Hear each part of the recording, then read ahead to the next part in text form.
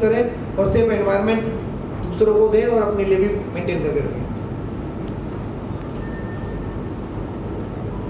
एक ये यूज़ करते हैं, तो यहाँ पर भी प्रैक्टिस कई बार देखने को मिलती है कि जो स्लीव्स मैंने यूज़ कर ली, उसके अलावा जो बाकी स्लीव्स है कई बार हम उसको ना हैंग आउट नहीं करते हैं, तो वो अगर गलती से स्लीव नीचे लटकी हुई है तो वो आपके नियर बाय स्टक कर सकती है, और उसके स्टक करने से वो वेट रुकेगा, स्विंग हो सकता है, वो चीज़ वहाँ से खिंच के आ सकती है, तो डैमेज हो सकते हैं। तो ऐसी कंडीशंस को हमें अवॉइड करना है। और ये बहुत छोटी सी चीज़ है, केवल मेरे को ये यहाँ से उठा के यहाँ ऊपर हैंग कर देना है। तो जैसे मैंने बोला कि छोटी छोटी चीज़ें हैं, इम्पैक्ट बड़े इनके।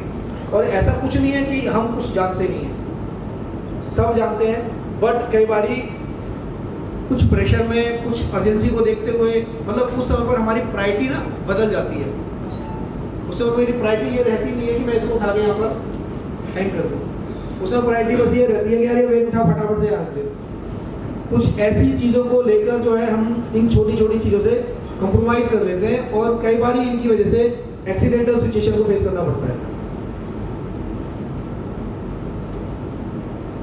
जैसा अभी पीछे एक मोशन वीडियो में भी दिखाया था आपको, फोन किसी भी कंडीशन में यदि आप ऑपरेट कर रहे हैं या आप एज ए रिगरमैन वहाँ पर कोई हेल्प कर रहे हैं, तो ऑपरेशनल कंडीशन में आपको किसी भी कंडीशन में यूज़ नहीं करना है टिल द टाइम वो फ़ोन आपके लिए कम्युनिकेशन के लिए चाहिए हो, उस ऑपरेशन को पूरा करने के लिए। यदि ऐसी कोई एसेंशियल रिक्वायरमेंट बन रही है कि वहाँ पर फ़ोन आपको इसलिए यूज़ करना पड़ रहा है कि कोई आपको गाइड कर सके और कम्युनिकेट कर सके कि आपको क्रेन कैसे ऑपरेट करनी है, सराउंडिंग में क्या चीज़ें आ रही हैं, अगर वो आपके उस ऑपरेशन का एसेंशियल हिस्सा बनता है टेम्परेरी, तो ही आप यूज़ कर सकते हैं। अदरवाइज कोई रीज़न नहीं है कि आप ऑपरेशन करते टाइम फ़ोन का यूज़ करें।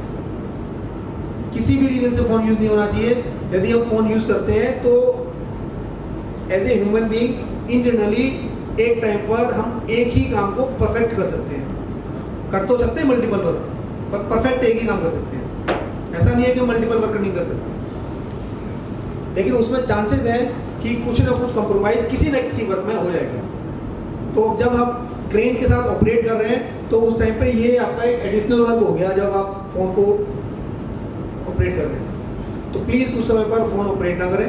जैसा अभी पीछे दिखाया था कि किसी को स्ट्राइक कर गया, तो चांसेस बहुत ज़्यादा हैं कि आपके सराउंडिंग में जो बंदे काम कर रहे हैं, जो साथी काम कर रहे हैं, उनको चोट लग सकती है, आपको लग सकती है, क्रेन में फिजिकल डैमेज हो सकता है, आपकी सराउंडिंग में जो मशीनें हैं उनमें डैमेज हो सकता है। तो इन सब चीज़ों से बाहर आने के लिए छोटी छोटी चीज़ें हैं, इनको हमने इंपॉर्टेंस देनी है, ऑपरेट करते टाइम प्रायोरिटी देनी है। कुछ टाइम दिक्कत होती है इनको प्रायोरिटी देने में। एक बारी अगर हम इनको महीने भर के लिए इम्प्लीमेंट कर लें अपने ऊपर, तो वो हमारी हैबिट में आ जाता है, फिर हमको ज़रूरत नहीं पड़ती।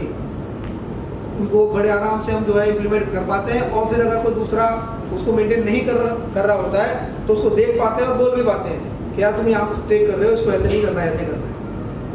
तो शुरुआत में थोड़ा सा अटेंशन देना है, थोड़ी सी प्रायोरिटी देनी है हमने इनको, कि हम इनको इम्पोर्टेंस दें और छोटी छोटी चीज़ों को आगे बढ़ाएं। एक ये कई जगहों पर देखने को मिलता है कि हम क्रेन को ना as a pulling machine use करने की कोशिश करते हैं।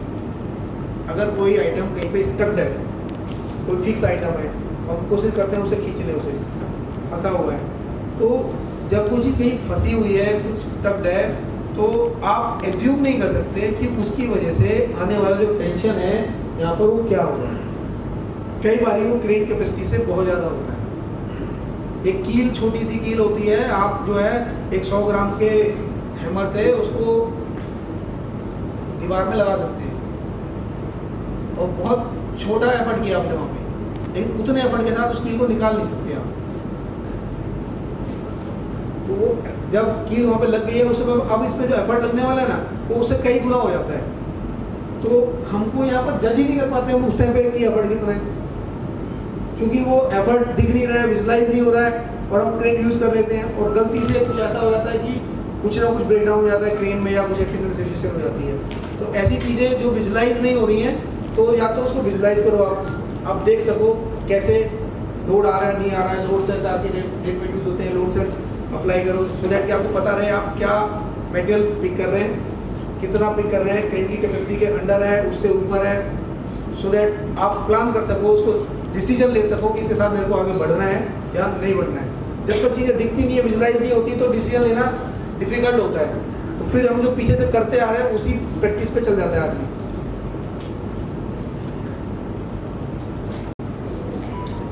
टेपर लिफ्टिंग में एक बड़ी प्रॉब्लम यह है कि अगर वेट आपका साइड में रखा हुआ है और आपने क्रेन इधर रखी हुई है, इसके हुक को आप इधर लेके गए और आपने हैंग कर दिया, आपने जैसे इस वेट को उठाएंगे ना, तो चूंकि इसकी सीजी यहाँ बनेगी, ये यहाँ से इधर बड़ी तेजी से आएगा जैसे ही वो एयर में आएगा।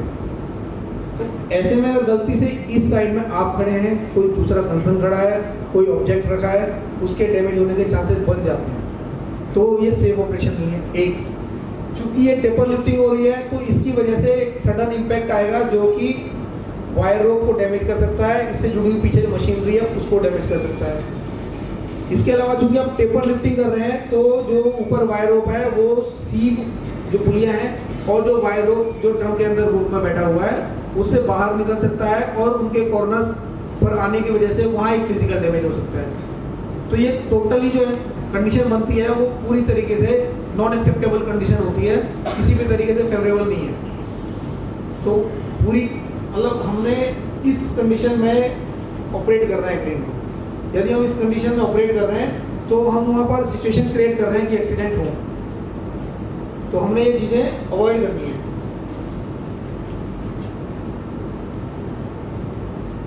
किसी ने ये प्रॉब्लम फेस की है कभी? ये सर राम कुमार बोल सकते जी sir. Ram Kumar grab packet में ऐसा होने से वायर रोड टूट के पूरा आ जाता, साथ में वायर रोड टूट गया। देखिए मैं अभी तो थोड़ी देर पहले आपसे बोल रहा था कि इसकी वजह से बहुत इम्पैक्ट आता है और वो इम्पैक्ट सडन होता है। तो सडन जब इम्पैक्ट आएगा ना तो उससे दिक्कत क्या आती है वो एक बार समझने की कोशिश करिएगा। कभी सिंगल कॉल के साथ क्रेन नहीं मिलेगी आपको, हॉइस्ट मिल सकती है सिंगल कॉल के साथ जो छोटी कैपेसिटी में हो, ये मल्टीपल मिलेंगे आपको। जब लोड आप स्ट्रेट उठा रहे हो तो लोड डिस्ट्रीब्यूटेड है सभी फॉल्स को बराबर। जब आपने टेपर लिफ्टिंग की है और जब सडन आता है ना तो होता क्या है कि वेट अनइक्वली डिस्ट्रीब्यूट हो जाता है अलग अलग फॉल में। कुछ फॉल्स पर बहुत ज़्यादा आ जाता है, कुछ फॉल्स पर कम हो जाता है। जिस फॉल पर बहुत ज़्यादा आएगा वो फॉल टूट जाएगा वो, तो ऐसे में वो एक्सीडेंटल सिचुएशन आ जाती है। तो इसलिए प्लीज़ ये अवॉइड करनी है, हमको ऐसी चीज़ें नहीं करनी है। सॉरी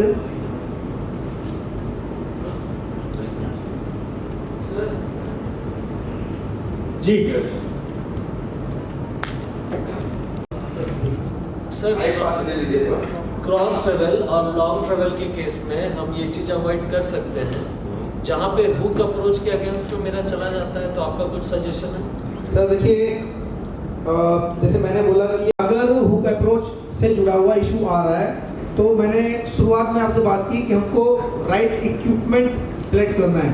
तो जैसे हम राइट इक्विपमेंट की बात कर रहे हैं तो उससे जुड़े उसके पैरामीटर की बात कर रहे हैं। तो जिस समय पर हम क्रेन ले रहे हैं उस समय पर मेरी पहली एसेंशियल नीड होनी चाहिए कि मेरा जो आइटम है यहाँ से दीवार से 2 मीटर दूरी पर है, तो मेरी क्रेन का हुक 2 मीटर से आगे जाना चाहिए। वो मैं पहले दिन इंश्योर करूँ, ना कि मैं ऐसा करूँ कि मेरा 2 मीटर तक तो वो आइटम आ रहा था, हुक अप्रोच में 2.5 मीटर पर ले लूँ और फिर बाद में यहाँ से मैं वेट उठाऊँ। तो मैं इनिशियल स्टेज में मिस्टेक ना करूँ, सिलेक्शन शुरू करूँ। हम आप पैसा पे कर रहे हो क्रेन के लिए, तो जो आपकी नीड है एक्चुअल वो नीड आप शेयर करो वेंडर से। मेरी ये नीड है, मेरा ये वेट यहाँ से उठना है, तो they will try to meet that requirements. Sir, तो न्यू क्रेन के इंस्टॉलेशन में तो ये सब मोस्ट ऑफ द केसेस में सर देखिए, उस जगह पे ये अगर ऐसा है कि आपको इस तरह की लिफ्टिंग करनी पड़ती है तो मैं रिकमेंड करूँगा कि आप उस जगह पर लोकल कुछ दूसरा लिफ्टिंग इक्विपमेंट यूज़ करिए जो आपको उस आइटम को क्रेन की अप्रोच में ला के दे। टेपर लिफ्टिंग बिल्कुल रिकमेंडेड नहीं है। एक सिंगल एक्सीडेंट आपका 10 साल 20 साल का एक्सपीरियंस जो होगा ना उसको जीरो कर देगा। आपने कुछ भी अच्छा कर रखा होगा और यदि आपकी वजह से एक एक्सीडेंट सीवियर हो जाता है और उसमें कोई मेजर लॉस होता है, किसी पर्सन की जान जाती है, कोई मेटेरियल जो बहुत एसेंशियल था वो डैमेज हो जाता है, क्रेन डैमेज हो जाती है, वो एक छोटा सा एक्सीडेंट जो उस समय होगा वो आपके टोटल एक्सपीरियंस पे एक बहुत बड़ा धब्बा लगा देगा। और कोई इंडस्ट्री फेवर नहीं करेगी कोई एक्सीडेंटल सिचुएशन किसी भी तरीके से उसके प्रीमिसेस में हो। तो अगर हमको दिख रहा है इससे एक्सीडेंट होगा तो किसी भी कंडीशन में एक्सेप्टेड नहीं है कि हम उस प्रैक्टिस को एडॉप्ट करें।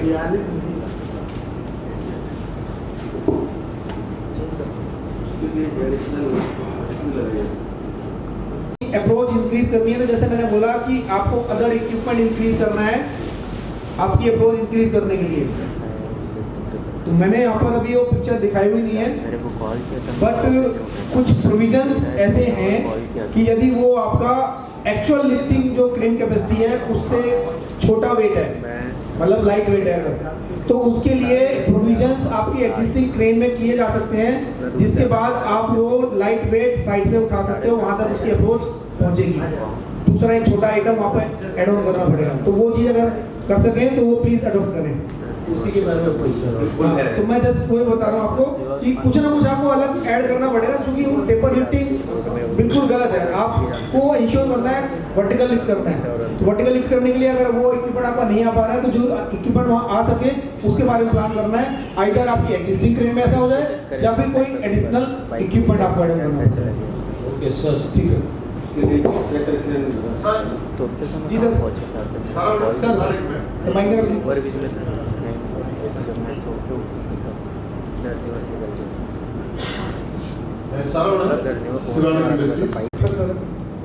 What is the acceptable angle for the cross lifting? exact angle, so it must be normal. In case of operation, operational ticket, we want to use cross. Sorry sir, Below only taper lifting with the crane not acceptable. It must be from the vertical, straight vertical होना चाहिए एकदम, उसमें कोई compromise नहीं होना चाहिए। जो आपको एंगल की बात बताई गई है पीछे, वो स्लिंग्स को जब आप ऑपरेट कर रहे हैं स्लिंग्स के साथ, उसमें दो लेग्स के बीच जो आपका एंगल बन रहा है वो एंगल 30 डिग्री था, ना कि क्रेन को ऑपरेट करते टाइम आप 30 डिग्री एंगल मेंटेन करें। अच्छा, एक अरविंद सर मैं 1 मिनट आपका लूँगा। बहुत आपने एक अच्छा चीज़ बताया, मैं बोलना भूल गया था, ये मेरी गलती है कि मैं सबसे एक बार रिक्वेस्ट करूँगा कि अपने अपने मोबाइल को साइलेंट मोड में डाल दें और कृपया मोबाइल का इस्तेमाल ना करें। ज़रूरत पड़े, अगर बहुत ज़्यादा ज़रूरत है तो बाहर जाके कर लें, क्योंकि आपके दोस्तों का समय खराब होगा और ध्यान उधर जाएगा। तो अगर कोई ऐसी ज़रूरत है तो प्लीज़ बाहर जाके बात कर लें। Thank you ji. Arvind sir, ensure करना है कि जो क्रेन कैपेसिटी है उस लिमिट में ही हम वेट उठाएं। एक हमारा परसेप्शन बना रहता है कि क्रेन को जब हम लेते हैं पहली बार तो उसको सेफ वर्किंग लोड और ओवरलोड दोनों पे टेस्ट किया जाता है। ओवरलोड रहता है 125% of the safe working load. तो एक परसेप्शन हम लोग बना लेते हैं कि चूंकि वो 125% लोड के साथ टेस्ट हुई है तो हम उसको 125% लोड के साथ रेगुलर लिफ्टिंग में यूज कर सकते हैं। बिल्कुल नहीं करना है। जिस पर्टिकुलर लोड के लिए वो डिजाइन है, जो उसका सेफ वर्किंग लोड है, उसके साथ ही उसको यूज करना है, क्योंकि वो डिजाइन उसके साथ हुई है। यदि आप उस दूसरे वेट के साथ उसको यूज करेंगे तो होता क्या है, आप इस चीज को समझिए। अगर आप कोई स्ट्रिप लेते हैं, स्ट्रिप छोटा सा स्ट्रिप लेते हैं स्टील की, उसको आप एक बार बेंड कर दीजिए आज और छोड़ दीजिए, कल दोबारा उसको सीधा कर दीजिए फिर छोड़ दीजिए, फिर नेक्स्ट डे उसको बेंड करिए फिर छोड़ दीजिए। ये आप डेली करिए, आपको महीने लग जाएंगे लेकिन वो शायद जल्दी से टूटेगी नहीं, महीनों में टूटेगी नहीं। और इन महीनों में अगर मान लीजिए आपकी ये साइकिल जो है 50 हो गए थे, साइकिल 50 साइकिल हो गए थे, उसके बाद टूटी। अब कोशिश करिए कभी एक साथ आपने अभी बेंड करना है, सीधा करना है, बेंड करना है, सीधा करना है, 10 साइकिल भी नहीं होगा, टूट जाएगी।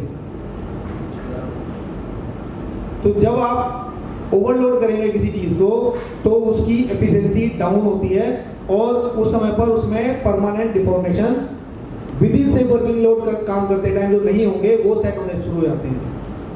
तो उसकी वजह से उसके फिजिकल डैमेज होने के चांसेस बढ़ जाएंगे और जल्दी डैमेज होगी एक, और उसकी इक्विपमेंट की लाइफ जो भी आपने पहले एज्यूम कर रखी है वो नहीं मिलने वाली आपको। अगर आपने वो क्रेन 20 साल के लिए एज्यूम की है, 25 साल के लिए एज्यूम की है, तो वो आपको लाइफ नहीं मिलेगी। वो लाइफ फिर आपकी 5 साल 10 साल के अंदर हो जाएगी और आपको फ्रीक्वेंट ब्रेकडाउन्स मिलेंगे। तो ऐसा नहीं करना है। अब ये ओवरलोड जो टर्म है ये किस लिए है? ये ओवरलोड टर्म केवल और केवल उसको टेस्ट करने के लिए है कि जब हम सेफ वर्किंग लोड के साथ काम करेंगे तो उसमें किसी प्रकार की कोई एबनॉर्मलिटी तो नहीं आएगी। और ये once in a year conduct करना है, एक बार टेस्ट कंडक्ट करना है कि 125% लोड के साथ क्रेन मेरी फंक्शनल है या नहीं। अगर उसमें कुछ ऊपर नीचे मिलता है तो क्रेन की रेटिंग टाइम टू टाइम डीरेट होगी, अगर कोई फंक्शनलिटी में आपको कुछ गलत दिखता है तो। अगर आपकी 125% लोड पर एक साल बाद भी उसकी परफॉर्मेंस ठीक है, मीन्स उससे वर्किंग लोड के लिए वो पूरी तरीके से अभी भी कैपेबल है। लेकिन अगर आप उसको उस सेपरेट लोड से ऊपर वर्क करेंगे तो जब आप नेक्स्ट टाइम उसको परफॉर्म कर रहे हैं, वेट उठा रहे हैं, तो आपको वो परफॉर्मेंस वो नहीं मिलने वाली जो आपको पहले मिल रही थी। तो इसको प्लीज इंश्योर करना है। अगर आपको अपनी क्रेन की लाइफ सही रखनी है तो आप इसको इंश्योर करें कि आप ओवरलोड ना करें।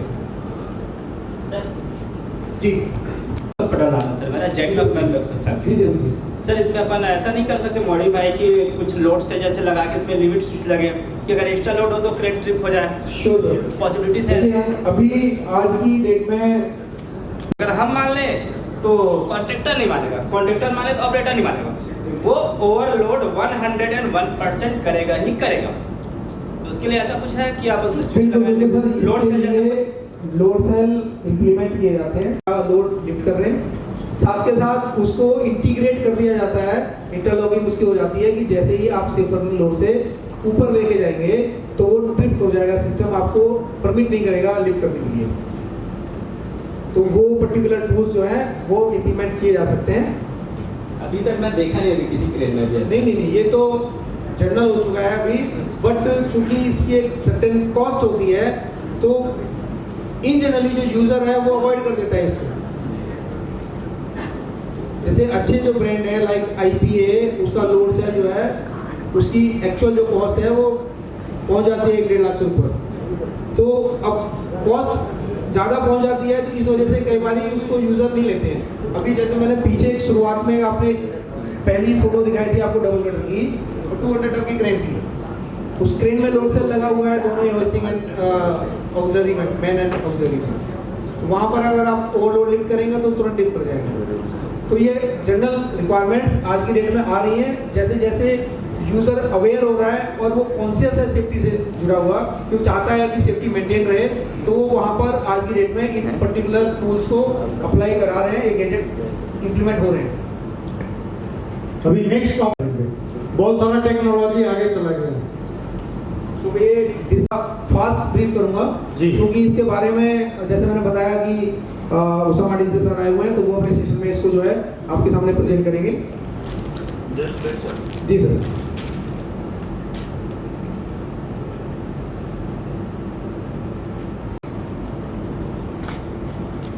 वायर रोप डैमेज हो जाता है या उसकी जो कंडीशंस हैं वो ऐसी रहती है कि उसको हो गया तो वहाँ सेफ्टी कॉम्प्रोमाइज हो जाएगी। इससे जुड़ी यहाँ पे कई चीज़ें दिखा रखी है, जैसे बर्ड गेजिंग। कहीं पे आपका एक बर्ड गेजिंग दिखता है, कीट दिखता है, कीट के कॉन्टेक्ट में आपका अगर वायर रोप आ गया है। कहीं पर आपको ऐसे हाई स्टैंडिंग दिखती है, इस तरह का कोई फिजिकल डैमेज दिखता है स्प्लाइसिंग में, कोरोजन होता है या फिर नंबर ऑफ आपके वायर्स ब्रेक होते हैं, एब्रेशन होता है, रिड्यूस डैमेज। अगर ये नॉब बेंड हो रही है तो इसको डिस्कार्ड करना चाहिए आपको।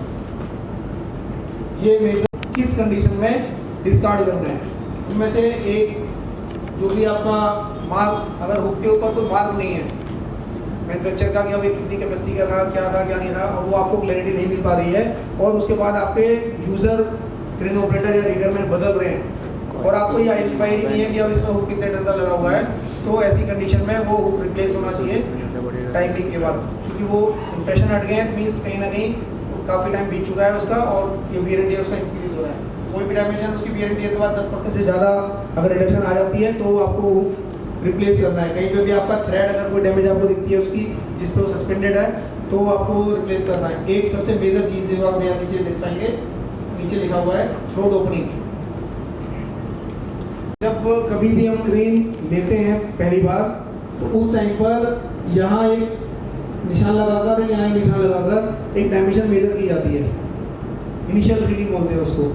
बढ़ने लगेगी तो इसकी कंडीशन है कि आपकी इनिशियल जो भी रीडिंग थी, अगर उसमें इंक्रीज 5% से ज़्यादा आ जाता है या टोटल वैल्यू 6 या 6 से ऊपर पहुंच जाती है, दोनों में से कोई भी कंडीशन जो मिनिमम है उसके साथ अगर वो डेविएट हो रही है तो आपको हुक इमीडिएट रिप्लेस करना है। ऐसे ही यहाँ पे और भी चीज़ें आपके पास ब्रीफ है। अगर उसमें जैसे थ्रेड ऐसा है कि गलती से हुक किसी, हम जैसे हॉट मेटल इंडस्ट्री में यूज़ कर रहे होते हैं और वो डायरेक्ट यहाँ पर आपको बता रहा है वो इलेक्ट्रिशियन ड्रिलिंग मशीन या इलेक्ट्रिशियन सेटअप करती है। कई बार देखने को मिलता है कि हम हुक के साथ कंप्रोमाइज़ कर देते हैं, हुक के ऊपर वेल्डिंग कर देते हैं कि मेरा कुछ पर्टिकुलर आइटम ऐसा है कि मैंने वेल्डिंग कर दी, कहीं पे कुछ और इलेक्ट्रिशियन कर दी, वो ड्रिलिंग कर दी। तो ऐसा जब कभी भी हम कर रहे हैं तो मीन्स हम हुक की एक्चुअल जो उसकी शेप थी, उसकी जो प्रॉपर्टीज थी, उसको कंप्रोमाइज़ कर रहे हैं। वेल्डिंग बिल्कुल भी परमिटेड नहीं है हुक के साथ। तो यदि हम ऐसा कर रहे हैं तो मीन्स हमने उसकी प्रॉपर्टी कंप्रोमाइज़ कर दी है। वो जिस वर्किंग लोड के लिए डिज़ाइन था अभी डिज़ाइन नहीं है, तो अब वो कितने के लिए डिज़ाइन है वो आप एज्यूम नहीं कर सकते। तो ऐसे में ज़रूरी है उसको आप रिप्लेस करें, अदरवाइज कभी भी ब्रेक कर सकता है। और ऐसी सिचुएशंस कई बार देखने को मिलती हैं।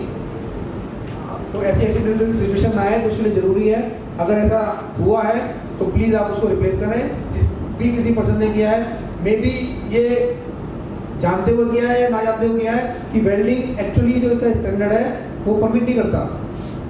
स्टैंडर्ड बोलता है कि अगर वेल्डिंग होनी है हुक में तो मैन्युफैक्चरर जो हुक बना रहा है वो बनाएगा, वो करेगा, और हीट ट्रीटमेंट से पहले होनी चाहिए वो वेल्डिंग। एक बार उसका हीट ट्रीटमेंट नॉर्मलाइजिंग अगर हो गई है उनकी, उसके बाद उसके ऊपर कोई भी वेल्डिंग नहीं होनी चाहिए।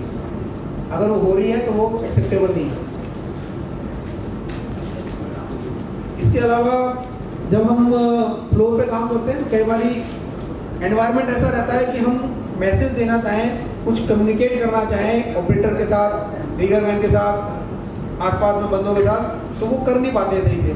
तो अगर ऐसा कुछ देखने को मिलता है तो हम उन्हें कोशिश करनी है ऐसे एनवायरनमेंट में, ये हैंड सिग्नल्स हैं जिसके थ्रू हम लोग एक दूसरे को इजीली पास ऑन कर पाते हैं मैसेज की इस समय पर हमको ट्रेन किस ऑपरेशन की तरफ मूव करनी है। तो जहाँ ऐसा एनवायरनमेंट देखने को मिले, हमने इन हैंड सिग्नल्स को यूज़ करते हुए प्रैक्टिस में मतलब इसको अडॉप्ट करना चाहिए, ताकि कोई भी मिसकम्युनिकेशन की वजह से कोई गलत एक्सीडेंटल सिचुएशन ना हमको फेस करने मिले। पीपी किट, जो भी रिलेवेंट पीपी किट है हमको यूज़ करनी चाहिए अपने साथ। अभी मैंने आपको पीछे बताया था maintainyourtrain.com एक प्लेटफॉर्म हमने दिया है। तो सर ये आप सभी के लिए कि जस्ट मैं शेयर करना चाहूँगा, गुड न्यूज़ ये है कि ये प्लेटफॉर्म हम सभी के लिए जो भी क्रेन यूज़र है फ्री ओपन सबको प्रोवाइड कर रहे हैं। कोई भी कंसर्न अपनी क्रेन्स को यहाँ पर रजिस्टर कर सकता है और यूज़ कर सकता है। It is a open platform सभी के लिए। किसी भी मेक की क्रेन है, यहाँ पर हमारे पास कोई इन्फॉर्मेशन आपकी इस तरह की नहीं रहने वाली है। आपने अपनी क्रेन का नाम डालना है, नंबर डालना है और अपनी शेड की ब्रीफ करनी है कि ये मेरी यहाँ लगी हुई है, जो भी आइडेंटिफिकेशन आपकी रखनी है। उसके साथ आपने चेकलिस्ट ब्रीफ कर दी, वो आपके पास नोटिफिकेशंस आते रहेंगे। आपको एक ईज मिलेगी कि आप अपनी क्रेन को प्रिवेंटिव चेक्स इंश्योर कर सकते हैं। तो प्लीज नोट कर लें। ईमेल्स आ सकते हैं, एसएमएस आ सकते हैं एज डिजायर्ड। आप नंबर उसमें अगर पास ऑन कर रहे हैं तो आपके पास एसएमएस भी आ सकते हैं और आपके पास नोटिफिकेशंस भी आएंगे, ईमेल्स भी आ सकते हैं। जो अगर आप उसमें ईमेल आईडी अपने पास मूव ऑन कर रहे हैं तो आपके पास ये नोटिफिकेशंस आएंगे। ऑटोमेटिक एक्शंस उसमें ट्रिगर्स, तो ऑटोमेटिकली आपको आगे के लिए सजेस्ट करेगा कि क्या और आपको टास्क करनी है। इसी तरीके का आपका एक्सटर्नल जो आपकी कई चीज़ें होती हैं, जहाँ पर हम कई बार बंदों को बुलाते हैं, देखते हैं कि तुम आके चेक करो, करो। अगर ये प्रिवेंटिव कर रहे हैं तो उन सब चीज़ों की जरूरत नहीं रहती। तो ये एक पर्टिकुलर वो है और ये इस तरीके का एक इनिशियल वो डैशबोर्ड आएगा। एक ये छोटी सी कुछ चीज़ें एडवांसमेंट में जो आपके चल रही हैं, जो आजकल इंडस्ट्री जो है आगे आने वाले टाइम में एडॉप्ट करना चाह रही है और कुछ जगहों पर कर रही है, उसके बारे में मैं शेयर करना चाहूँगा आपको। एक है ESR, एक्सटेंडेड स्पीड रेंट। हम लोग ऑपरेट करते हैं फ्लोर पर क्रेन को, तो कहीं ना कहीं माइंड में ये रहता है कि क्रेन को यूज़ करते टाइम हमारी प्रोडक्टिविटी इंक्रीज होनी चाहिए। तो ये एक कंसेप्ट है। इस कंसेप्ट में क्या है, जब आपकी क्रेन लोडेड नहीं है, आइडल कंडीशन में है, उस समय पर इटसेल्फ ये ऑटो सेंस होगा और आपकी आइडल कंडीशन में आपकी जो मोशंस हैं उनकी स्पीड डबल हो जाएगी। और आप लोगों ने नोटिस किया होगा कि more than 50% crane idle condition में ही रन होती है। यहाँ क्रेन खड़ी है, वेट वहाँ से लेके आना है तो पहले यहाँ से वहाँ आइडल लेके जाओ, फिर वो लेके आनी है। तो जो ये आइडल जा रही है इस समय पर आपकी स्पीड डबल हो जाएगी, तो आपका जो भी टाइम लगना था वो हाफ हो जाएगा। तो आपका जो ऑपरेशनल टाइम है वो इसकी वजह से कम हो सकता है। तो ये ड्राइव्स के फीचर्स हैं। मैं एक एग्जांपल दूँ आपको, तो यास्कावा की CR सीरीज है जिसके थ्रू आप जो है इस पर्टिकुलर जो ये फीचर है इसको अडॉप्ट कर सकते हैं, इम्प्लीमेंट किया जा सकता है। और यास्कावा टीम भी आई हुई है, तो आपके ड्राइव से जुड़े हुए और भी कुछ क्वेरीज या कुछ और आप जानना चाहेंगे डिटेल में तो वो आपको हेल्प कर पाएंगे। एक और फीचर है सर, ये आप देख पाएंगे, दोनों एक बार अगर ध्यान से देखेंगे तो ये आपका स्विंग करता है, ये स्विंग करता है। तो जब कभी हम ना बल्कि मटेरियल उठा रहे हैं, इसका शेप एंड साइज बहुत बड़ा है, उसके साथ बहुत बड़ी दिक्कत रहती है, वो स्टेबल नहीं रहता। एक दूसरा, जब ऐसे जाता है तो ये स्विंग बन जाता है। तो इन दोनों ही चीज़ों को काउंटर करने के लिए एंटी स्विंग फीचर है। तो जैसे मैंने अभी बताया, CR सीरीज जो यास्कावा की ड्राइव है उसके साथ ये फीचर बड़े इजीली इम्प्लीमेंट हो पाता है। तो इस फीचर के साथ आपके लिए एडवांटेज क्या मिलती है, जब आप एक बल्कि मेटल को उठा रहे हैं तो कभी ऐसा नहीं होता है कि उसको एक सिंगल पर्सन ऑपरेट कर ले। अगर बल्कि मटेरियल है तो आपको वहाँ पर अगल बगल में दूसरे बंदे चाहिए होते हैं, भाई उधर देखना कहीं इधर स्ट्राइक तो नहीं कर रहा है, एक बंदे को लगाते हैं, भाई इसको पकड़ के चलना, टैग लाइन लगाते हैं, साथ में 3-4 बंदों की टीम बन जाती है मटेरियल को एक जगह से दूसरी जगह लेके जाने के लिए। एक तो मटेरियल जो आपकी मैन पावर एंगेजमेंट में वो बढ़ गई, दूसरा आपकी स्पीड मान लीजिए उसकी फास्ट की 10 MPM है, आप 10 पे कभी नहीं लेके जा सकते उसे, आप उसको जो उसकी मिनिमम होगी ना उसके साथ हैंडल करोगे, तो आपकी ऑपरेशनल जो साइकिल है वो भी छोटा हो गया, मतलब बड़ा हो गया सॉरी, तो आपका टाइम बढ़ रहा है, मैन पावर बढ़ रही है। इन दोनों ही चीज़ों को ये बड़े इजीली आप इससे मेंटेन कर सकते हैं। और इसके साथ साथ आपका स्विंग और अनबैलेंसिंग खत्म होने की वजह से एक एक्सीडेंटल सिचुएशन बनती है जब आपका स्विंग होता है बल्कि, और कई बार स्विंग इतना ज़्यादा होता है कि अगल बगल की चीज़ों को बहुत ज़्यादा डैमेज कर देता है। अनएक्सपेक्टेडली वो स्विंग बन जाता है, जैसे आप लेकर रन करते हैं आप एक्सपेक्ट नहीं कर पाते हैं कितना स्विंग होगा, और वो आसपास की चीज़ों को डैमेज कर देता है। तो जब कभी आप बल्कि मटेरियल को यूज़ कर रहे हैं तो आप इस चीज़ को यूज़ करें। हमने अभी जल्दी में लॉयस लिमिटेड है कंपनी, टाटा का एक डिवीज़न है, उसमें हमने अप्लाई किया था, और वहाँ पर वो लोग कॉइल्स यूज़ करते हैं, बड़ी बड़ी कॉइल्स आती हैं उनके पास, तो उनको बहुत प्रॉब्लम है, तो देखिए हम जो लेके जाते हैं जी फास्ट लेके जाना होता है क्योंकि उनका स्टोरेज का बहुत बड़ा काम है, स्पीड सारी फास्ट है, बोले जी लेकिन लेके जाते हैं लेके नहीं आ पाते क्योंकि वो स्विंग करने लगता है। तो तब ये हमने वहाँ पे अप्लाई किया, उसके बाद से उनकी स्पीड जो उसकी फास्ट स्पीड थी उसके साथ वो काम कर रहे हैं, और उनकी प्रोडक्टिविटी पहले के कंपेरिजन में कई गुना बढ़ गई है। ऐसे एक फीचर है, बहुत सारी जगहों पर इसको इम्प्लीमेंट किया जा चुका है। तो IoT ये एक फीचर है कि जो आपको आपके इक्विपमेंट की रियल टाइम कंडीशन बताता है। ये बताता है कि अभी आपके इक्विपमेंट के साथ क्या चल रहा है, ये बताता है आपके ब्रेक लाइनर जो है अभी उस लिमिट में पहुंच गए हैं कि आपको रिप्लेस करने हैं कि नहीं करते हैं, आपको ये बताता है कि मोटर का टेम्परेचर ज़्यादा है या कम है, ये आपको पहले से ही इंटीमेट कर रहा है, आपको इंडिकेशन देता है, लाइव इंडिकेशन देता है आपको कि इस समय आपकी क्रेन के जो कलपुर्जे हैं वो किस कंडीशन में है, और इसमें मल्टीपल सेंसर्स लगाए जा सकते हैं बेस्ड ऑन दी रिक्वेस्ट या जो हमारी रिक्वायरमेंट है। एक इसके फीचर्स का फ़ायदा क्या मिलता है हमको, ऑपरेशनल एफिशिएंसी बढ़ जाती है, क्योंकि मेरे को पहले से पता चल जाता है कि ब्रेक लाइनर का मेरे पास मैसेज आ जाएगा कि वो रिड्यूस हो चुका है कि उसको रिप्लेस करना है, तो मैं पहले से प्लान कर सकता हूँ, ब्रेक लाइनर पहले से मंगवा सकता हूँ, जो breakdown time brake liner के आने जाने में जाएगा वो बचा सकता हूँ, और टाइम पर उसके फेल होने से पहले उसको रिप्लेस कर सकता हूँ, तो मेरा ब्रेक डाउन जो है 0 रहेगा। इस तरीके के बहुत सारे फीचर जो है इसके थ्रू मिलते हैं जिससे कि हम उसकी एफिशिएंसी इंक्रीज कर सकते हैं, डाउन टाइम रिड्यूस हो जाता है, आपके सेफ्टी अलर्ट्स मिलते हैं, आपको प्रिवेंटिव मेंटेनेंस और प्रेडिक्टिव मेंटेनेंस के लिए इसको आपको पहले से अलर्ट मिलते हैं, हमको पता चलता है कि ये एरिया वो एरिया है जहाँ पर हमको प्रिवेंटिव मेंटेनेंस पहले करनी है। सॉरी, युवराज सिंह है, मैं शारदा एनर्जी से हूँ। जी सर बताएं सर। आपने जैसे IoT के बारे में बताया, तो ब्रेक लाइनर की कंडीशन वो कैसे बता देगा? मैं बताता हूँ सर आपको। तो सेंसर्स यूज होते हैं जो कि डिस्टेंस मॉनिटर करता है। तो आपका ब्रेक लाइनर जैसे जैसे रिड्यूस होने लगता है तो वहाँ पर आपकी डिस्टेंस इंक्रीज होने लगेगी। तो वहाँ वो डिफाइंड एक रेंज होगी उसकी, जैसे उस रेंज से बियॉन्ड जाएगा तो आपको अलर्ट देगा कि अब आपकी लाइनर उस कंडीशन में पहुँच चुका है कि आपको वो रिप्लेस करना है। जी, तो मैंने जैसे बताया हर एक चीज़ के लिए सेंसर है। अभी मैंने बात किया आपसे मोटर टेम्परेचर की, तो वो टेम्परेचर भी मुझे तभी पता चलेगा जब उसमें कोई सेंसर लगा होगा। तो हर एक आइटम के लिए एक अलग अलग सेंसर इंप्लीमेंट होंगे और वो सेंसर हमारी नीड के हिसाब से हमको अलर्ट प्रोवाइड करेगा और उस हिसाब से हम प्लान कर सकते हैं अपनी क्रेन की प्रिडिक्टिव या preventive maintenance. Thank you Arvind ji and Manish ji, एक बार तालियां भी बनती है। मजा ही नहीं आया, बिल्कुल तो मजा ही नहीं आया। अब कुछ लगा, थैंक यू। बढ़ते जा रहे हैं, ये करते जा रहे हैं, वैसे करेंगे, ये करेंगे। बहुत सारी ऐसी टेक्नोलॉजी है जो हम अभी जानते नहीं हैं या यूटिलाइज नहीं कर रहे हैं जानकर भी।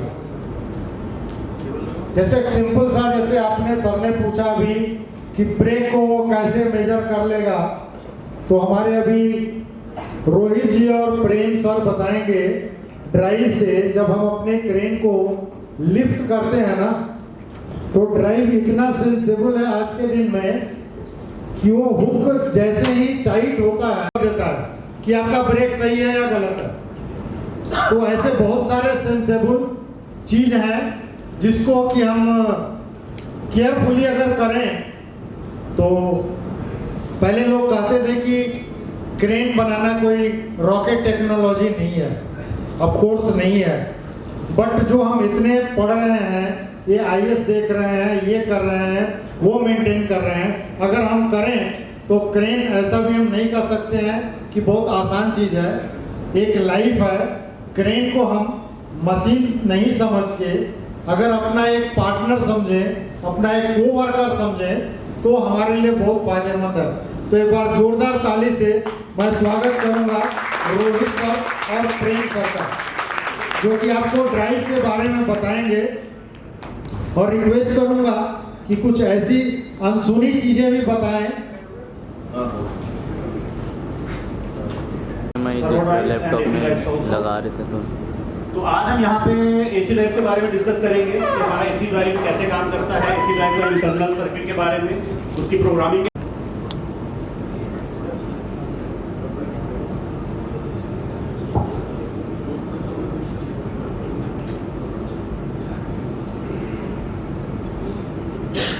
उसके बारे में आज डिस्कस करेंगे हम कि हमारा ड्राइव को हम कैसे कैसे कंट्रोल करते हैं programming. Myself, Premchand Marandi, and I am looking service activity for North India in Yaskawa, India.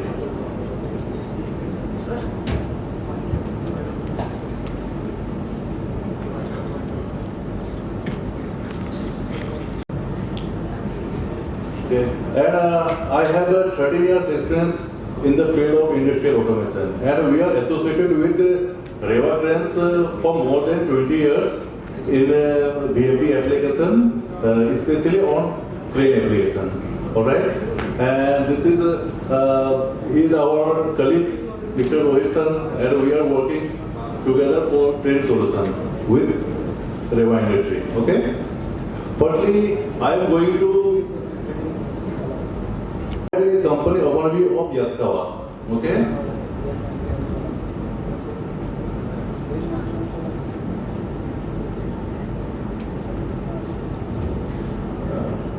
Yaskawa actually 1915 में एस्टेब्लिश हुई थी, ठीक है, और 1917 में इन्होंने सबसे पहले अपना 3 फेज इंडक्शन मोटर मतलब बनाया था, ठीक है, और इसके बाद उन्होंने 1958 में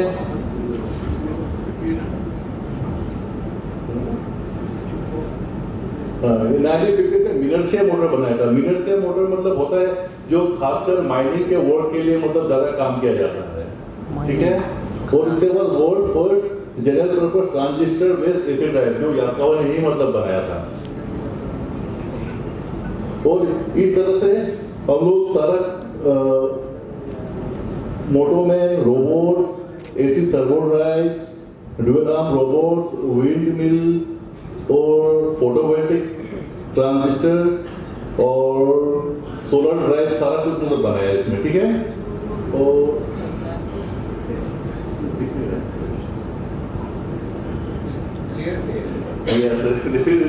क्लियर नहीं है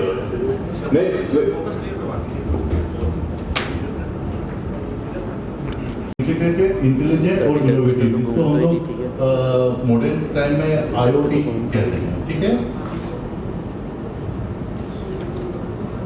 ये यास्कावा का ग्लोबल नेटवर्क है जो कि मतलब 30 देशों में जुड़ा हुआ है और एक्चुअली प्रोडक्शन साइट है 12 कंट्रीज में और 28 साइट है जहाँ पे यास्कावा प्रोडक्ट्स बनाए जाते हैं। और खासकर हमारे इंडिया में ये हमारा ऑफिस है बेंगलोर में, जहाँ पे हम लोग इसकी असेंबलिंग वगैरह करते हैं। और रोबोटिक्स का असेंबलिंग होता है हमारा मानेसर ऑफिस में।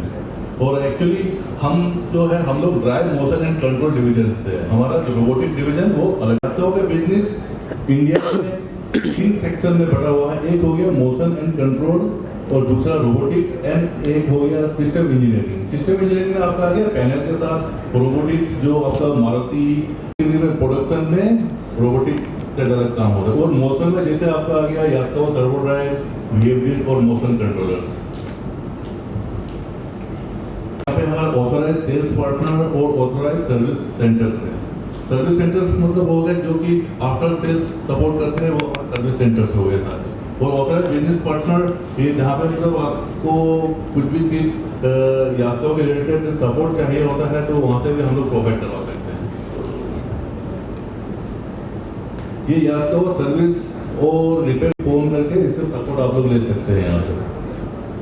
और ये क्विक सर्विस क्विक हमारा पोर्टल है जिसका आप लोग कॉल रजिस्टर कर सकते हैं, जहाँ पे आपको 24 घंटे के अंदर में उसका रिप्लाई मतलब आता है, ठीक है। और जैसे आप लोगों को पता है कि ट्रेन में VFD का यूज बहुत इम्पोर्टेंट होता है, तो होता है जिसके लिए हम लोग बेसिक ऑफ VFD और उसके बारे में कुछ आप लोगों को बताना चाहेंगे। जैसे अगर VFD अगर कोई हमें पूछे व्हाट इज VFD तो उसका सिंपल एक डेफिनेशन होता है, a variable frequency drive is electronic device which converts fixed voltage and fixed frequency to adjustable voltage and adjustable frequency to control the speed of torque of induction motor, ठीक। और VFD को हम लोग बहुत type से जानते हैं, कोई तो ट्रिपल VFD होते हैं, कोई AC ड्राइव, कोई एडजस्टेबल फ्रीक्वेंसी ड्राइव, अलग अलग नामों से मतलब जानते हैं।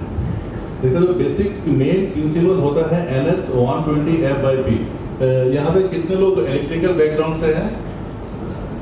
ओके, तब ये आप लोगों को पता होगा डेफिनेटली। इसी प्रिंसिपल पे VFD सारा कुछ काम करता है।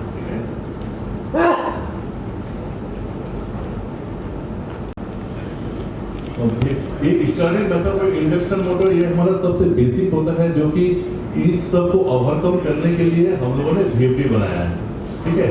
एक्चुअली VFD में जो बेनिफिट्स हैं तो इन सब को ओवरकम करने के लिए बनाया। जैसे DOL के बारे में सबको पता है, स्टार्टर और स्टॉप स्टार्टर।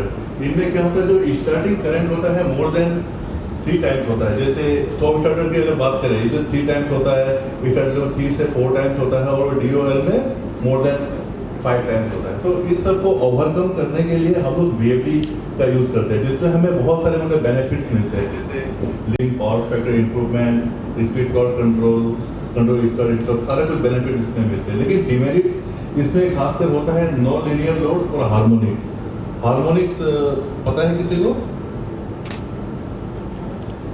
यस सर, ये सर आप बता सकते हैं?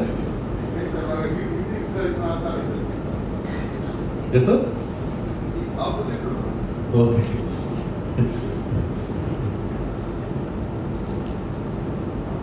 ये रन स्टॉप हम लोग करने के लिए कोई कॉन्ट्रैक्टर की जरूरत नहीं पड़ती, डायरेक्ट उसे कर सकते हैं। रोटेशन चेंज के लिए हमें फेस इन्वर्स नहीं करना पड़ता। तो ये सारे बेनिफिट उसमें मिलते हैं, ठीक है। और इसमें जो हमारा प्रोटेक्शंस बहुत सारे मिलते हैं जो कि मतलब DOL, सॉफ्ट स्टार्टर और स्टार्टर में मतलब अवेलेबल नहीं हो पाता। ये सिंप्लीफाइड आर्किटेक्चर ऑफ VFD है, जिसमें आपका इनपुट सेक्शन, DC बस सेक्शन और इन्वर्टर सेक्शन को मतलब दर्शाया गया है। ये हमारा AC सप्लाई हो गया, फिर AC टू DC कन्वर्ट होता है, फिर DC को फिल्टर करता है PODC में, फिर फाइनली ये पल्स विद मॉड्यूलेशन आउटपुट से VFD को मतलब रोटेट करवाते हैं। पल्स विद मॉड्यूलेशन एक्चुअली ये DC पल्स ही होता है, लेकिन वो इस तरह से वॉइस फॉर्म बनाता है ताकि वो इंडक्शन मोटर को AC फॉर्म के जैसे लगे और वो घूमने लगती है। रेक्टिफायर सेक्शन एक्चुअली अगर हम लोग VFD खोलेंगे तो उसका जो रेक्टिफायर है वो इस टाइप का दिखेगा, जो डायोड होता है, ठीक है। और प्रीचार्ज रजिस्टर एंड कॉन्टेक्टर, ये होता है हमारे DC बस कैपेसिटर, जो कि हमारे AC को DC में कन्वर्ट करता है, और जो रिपल्स होता है वो सारा मतलब इसमें क्लियर करता है, ताकि क्योंकि हमारे जो कंपोनेंट्स होते हैं वो DC में काम करते हैं, तो उसमें AC कंपोनेंट जाएगा तो वो कंपोनेंट्स खराब हो सकता है, जिस तरह से PODC चाहिए होता है।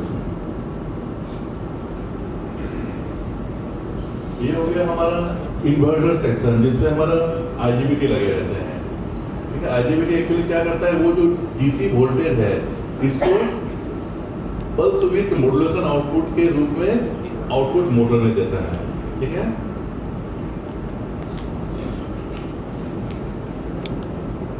वो इस हिसाब से देखता है वोल्टेज जब बढ़ाते हैं तो उसका वोल्टेज का वेट बढ़ जाता है, और कम करेंगे तो उसका वोल्टेज का वेट मतलब कम हो जाता है।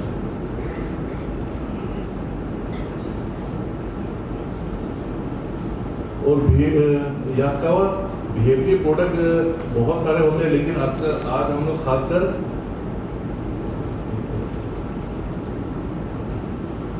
हम लोग एप्लीकेशन स्पेसिफिक ड्राइव जो कि क्रेन के लिए यूज करते हैं, हम लोग उसके बारे में ही आज हम डिस्कस करेंगे।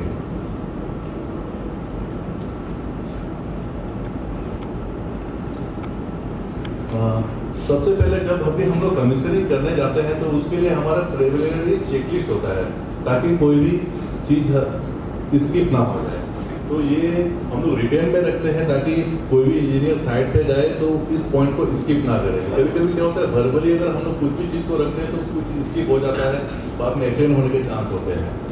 तो इसमें जो चीज़ ओके है उसमें चेक करते जाते हैं, और जो चीज़ पेंडिंग है उसको नो करते जाते हैं कि हमारा रेडी है या नहीं।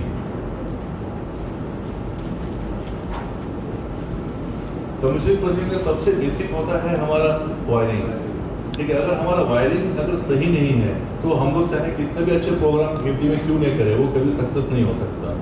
कुछ इमेजेस हमने साइट से कैप्चर करी है उसका शो करने के लिए। जैसे अगर हमारा लूज कनेक्शन होगा या वायर साइड भी प्रॉपर नहीं होगा तो इस टाइप के मतलब बर्नआउट मतलब हो सकते हैं, ठीक है। जिससे बहुत सारे फॉल्ट आते हैं, over current, over voltage, overload, कुछ भी फॉल्ट आ सकते हैं, ग्राउंड फॉल्ट। ये आपका आउटपुट का हो गया। आउटपुट में कभी भी हमें जिस या फिर इमेज में जो दिखाया गया है कि डबल वायरिंग इस टाइप से नहीं करना चाहिए, उसको प्रॉपर थिम्बलिंग के साथ ही करना चाहिए, ठीक है। और ऊपर जो दिया गया है अगर लूज कनेक्शन होगा तो वो आपका क्या होगा, तो पिघल सकता है वहां पे।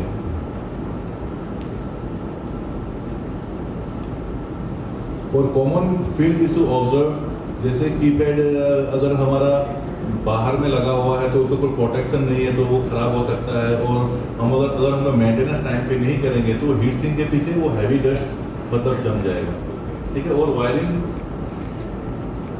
अगर इम्प्रॉपर रूटिंग करेंगे तो क्या होगा, वायरिंग अगर हमें ट्रबल शूट करना है तो उस टाइम में हमें मतलब बहुत दिक्कत होगी उसमें, तो उसको हम लोग प्रॉपर तरीके से ट्रेवलिंग के साथ वो करना चाहिए। जैसे और बहुत जगह पे हम लोग लैन केबल भी यूज़ करते हैं, ठीक है। तो लैन केबल को चेक करने के लिए पहले हमें VFD का मैनुअल पढ़ना बहुत जरूरी है। हम लोग इसमें कोई भी काम अपने से मतलब नहीं कर सकते, क्योंकि जो भी मैनुअल में दिया रहता है कंप्लीट मैनुअल में दिया रहता है। अगर हम भी अगर आगे जापान से भी हेल्प मांगते हैं तो वो हमें बोलते हैं कि आप अगर मैनुअल स्टडी कर लो, क्योंकि उन्होंने सारा कुछ उसको निचोड़ के सारा कुछ मैनुअल में ही मतलब डाला हुआ है। जैसे फॉल्ट वगैरह आता है, कोई पैरामीटर डालना होता है, एक्चुअली हमने मैनुअल को किसी ने भी कभी कंप्लीट पढ़ के देखा है पेज 1 से लेके पेज 20 तक किसी ने एक्चुअली हम भी इतना पढ़ते नहीं, जो जरूरत होता है उतना ही मतलब यूज करते हैं। लेकिन अगर हम लोग उसको पढ़ेंगे ना, आपको कहीं भी किसी से ध्यान देने की जरूरत नहीं पड़ेगी, आपका सारा सोल्यूशन वहीं पे होता है, उसी मैनुअल में ही। ठीक है, तो इसमें कुछ टर्मिनल है, ये सारे मतलब हमें पता होना चाहिए कि DVR कनेक्शन कहाँ लगेगा, इनपुट आउटपुट कहाँ लगेगा और रिले आउटपुट कहाँ लगेगा, ये सारा हमें पता होना चाहिए। कंट्रोल मेथड ऑफ VFD, जैसे हम लोग LT मेन हॉइट और सिटी में जो VFD यूज करते हैं, सबका कंट्रोल मेथड अलग अलग होता है। जैसे हमें मल्टी मोटर मतलब चलाना होता है, ठीक है, मल्टी मोटर में क्या होता है, हम लोग VYF यूज करते हैं। लेकिन जब क्रेन या होइस्ट होता है उसमें हम लोग open loop vector control use करते हैं। ये सारा कुछ मतलब अलग अलग होता है। तो कंट्रोल का जो स्लीप रिंग का क्या होता है सर, स्टार्टिंग टॉर्क बहुत ज़्यादा होता है। उसमें क्या होता है, मान लो कि स्लीप रिंग मोटर आपका 55 किलोवाट का है, ठीक है, आपको VFD 1 फ्रेम हायर मतलब लेके चलना पड़ेगा। जैसे आपका 55 है तो आप 75 या 95 किलोवाट आप लेके चलो, क्योंकि उससे इंटरेस्ट करंट बहुत ज़्यादा होता है स्लीप रिंग मोटर का।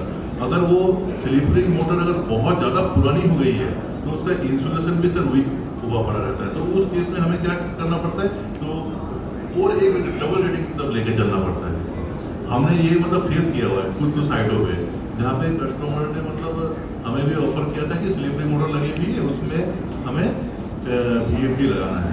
तो हमारे पास सोल्यूशन है स्लीप रिंग मोटर के लिए भी।